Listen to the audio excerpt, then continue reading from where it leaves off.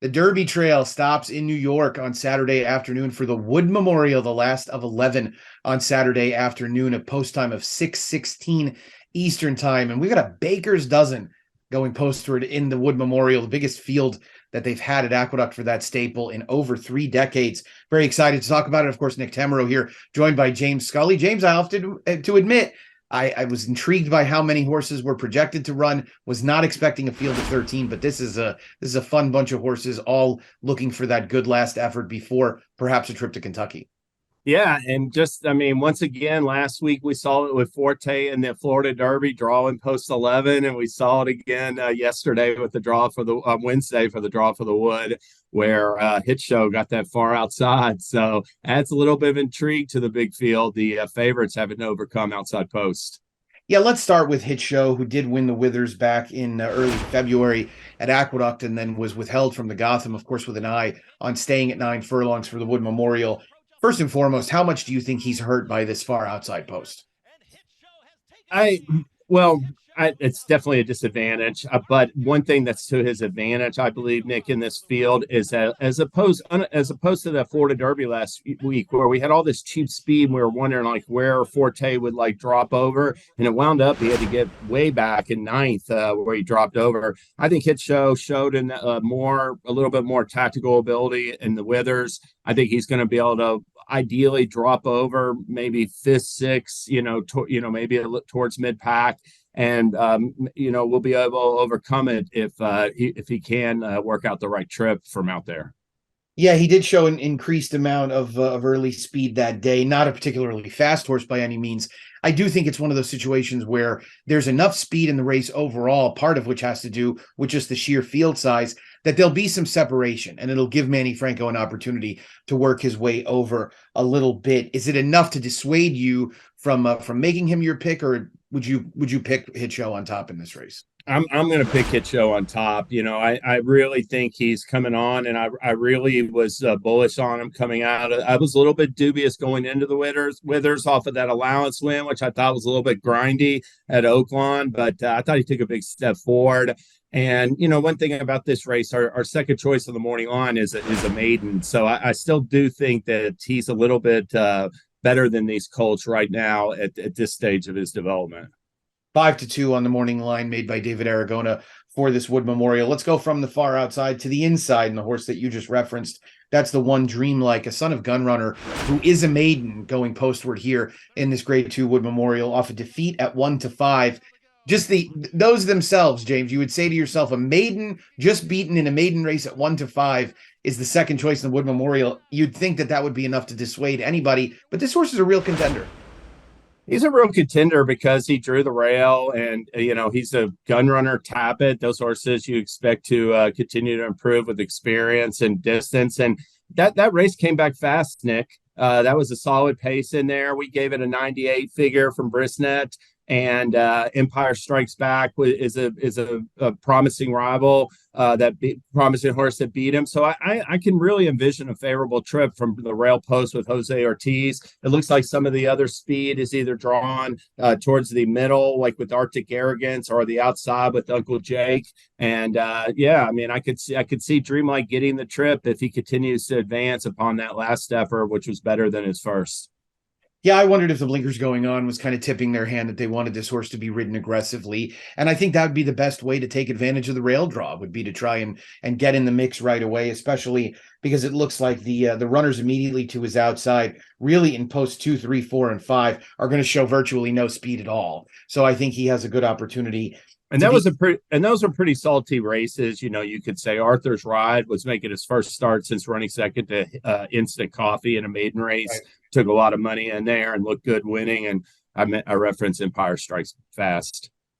Right, and the horse Case that finished third in that debut for Dreamlike was 8-5 that day for trainer Jonathan Thomas. So I mean, there were fancied horses in there, no doubt about it. Let's talk about one of those closers I just mentioned. That's Slip Mahoney, who comes in off a runner-up finish in the Gotham. It was a distant second place finish. One thing that was different about this son of Arrogate's performance is that he dropped way, way off the pace. It was his first opportunity on a wet track, and he had previously shown quite a bit more tactical speed. He did kind of put a move together albeit he never got closer than 7 lengths or so off the lead. But this is a horse who at least you'd think is going to benefit from more ground.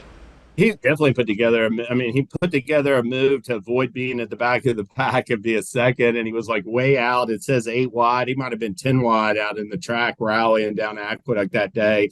But yeah, that was a very surprising to see him so far back after that slow start. And didn't look like he was going to get anything on the far midway around the turn, and he really finished well. He's a colt that I was surprised that Brad Cox even brought him back at the 1 turn distance, because you look at his breeding, Get Lucky, a 2 turn grade 1 winner, all this stamina in his bloodlines. He's a type that I thought would continue to move forward, going longer. And if you can excuse that bad start, you can make the case he could get a much better trip and continue to move forward off of that effort. I agree. I think a clean break from the gate gets him into much more of a stalking position from which he could definitely be dangerous.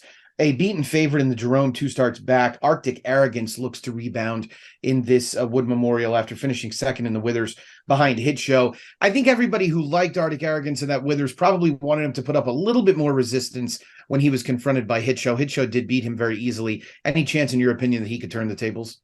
No chance. I just think, we've seen the best of Arctic Arrogance so far. I think, after I mean, you run second in 3 races in a row, you can give him credit, but it's just like each race is getting incrementally tougher. And, I think he's going to eventually get a little bit of a freshening return to New York Break Company. And that probably would be the best thing. The blinkers going off. I hate these blinker machinations. Make a decision one way or the other, because when you mess with the equipment, it often changes the running style. This is a horse that has one weapon, speed. You're supposed to use it. I hope they do. Let's talk about Uncle Jake, a horse that was a huge maiden winner last time out. Look, he was 1-5. He was expected to win. Unlike Dreamlike, he did get the job done at 1-5, beating an inferior field. This is a horse that obviously there was plenty of hope for, a $675,000 son of Uncle Mo out of the graded stakes winning mare Tasha's Miracle. Is this a horse that could be a little bit of an outsider that could get maybe a piece of it at a price? I think so. I think it's a little. I thought I was really pleased. I went back and watched that race. I mean, it looks like a colt. I thought it was interesting that after running fourth in that debut for Baffert in late January, that they did transfer him. They thought there was enough talent there that he could be a runner that could work his way into the Derby equation, and they're giving him a chance here. So with Brittany Russell, he's come back with a really stiff 5 furlong work. He looks like a colt that is potentially of stakes quality. And one thing about Uncle Jake is his speed enables him to potentially get a real favorable trip. I think he could be sitting up there in second or third. And I find him extremely interesting at 20-1 on the morning line, at least like looking at a vertical exotics kind of angle. I think at the very least, he's going to have an impact on the outcome of this race based on that ample early speed. One more to touch on, one door to the outside. A 2-time winner in this field is Classic Catch, who the last time we saw going 1.125 in New York, broke his maiden at odds of 5-2, comes in off a game win last time out against one other then company at 1.125. Look, James, they've undoubtedly identified this horse is a 9 furlong plus animal. No doubt about it. And, granted, Classic Catch has to run faster. His speed numbers and his figures are nothing special by any means. But to me, that last race was encouraging. We've seen these Classic Empires. Angel of Empire, he ran second, a well-beaten second on January 1st, a victory formation at 20-1. And now he's almost, worked his way into top contender, B-level contender status for the Derby. This Classic Catch, I thought that was a really positive effort that signals he's moving the right direction. Granted, he could be in a little bit tough making his first stakes appearance, but as far as I won't be surprised to see it at all to see him keep it turning a good run from just off the pace and hit the board with Trevor McCarthy. The separation figure-wise between him and the best of this group is really not what you'd expect in a normal year with a horse with his kind of figures. James, thanks so much for the look at the Wood Memorial, and you'll be around doing the Power Box video for us at twinspires.com on Saturday, for Saturday, that new wager feature available, of course, at twinspires.com. Yeah, extremely excited about the Power Box feature. It's a new feature that we're introducing. We want people to come check it out. And you took us a swing. You did a Power Box last week for Gulfstream. I'm excited to do this Saturday's Stakes Pack program at Aqueduct for the Power Box. Little did you realize I set the bar appropriately low, so you have an opportunity to do better than I did, and I know that you will. James, thanks so much. Good luck. We'll see you back on the trail. Same to you, Nick. Thank you. Thank all of you, our twinspires.com viewers and listeners, and of course, everybody playing along on twinspires.com. Be sure to continue to do so. For James Scully, Nick Tammaro here. Until next time, best of luck.